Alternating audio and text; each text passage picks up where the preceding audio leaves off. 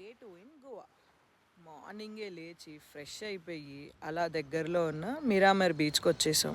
ఎంత ప్రశాంతంగా ఉందో. మేము ఎర్లీగా వచ్చాం కాబట్టి జనాలు కూడా లేరు. మంచిగా క్యాండిడ్ షార్ట్స్ తీసుకున్నాము, గ్రూప్ పిక్చర్స్ దిగాము. అక్కడ నుండి ఇంకా ఆకలేస్తుందని ఆమ్చి వడాపావ్కి వెళ్ళిపోయాం.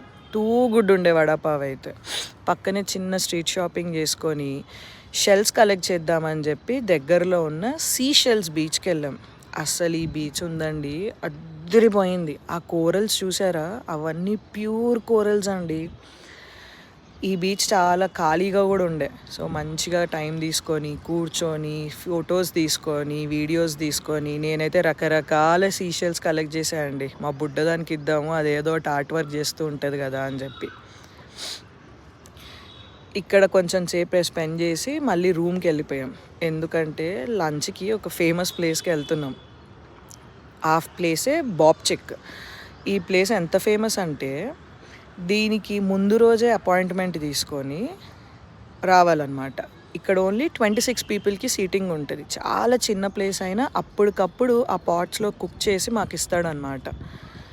ఫుడ్ అయితే టూ గుడ్ ఉండే అండి. చిన్న ప్లేస్ అయినా మంచిగా బ్యూటిఫుల్గా ఉండే. ఇక్కడ కూడా కొన్ని ఫొటోస్ అవి తీసుకున్నాను, చాలా బాగా వచ్చాయి నాకు. ఇక్కడే దగ్గరలో ఆరంబోల్ బీచ్ ఉందని ఆ కెఫే వాళ్ళే చెప్పారనమాట.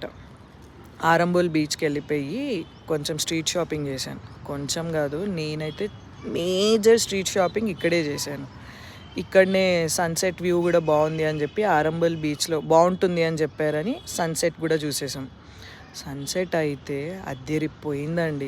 యాజ్ యూజువల్ బీచ్ అండి. ఈ బీచ్ ఏంటో కానీ తినేస్తుంది మైండ్ని. అసలు చూడండి ఎంత ప్రశాంతంగా ఉంది.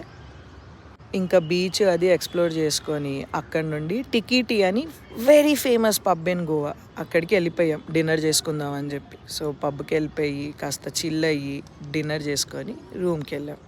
Don't forget to watch my videos. See you.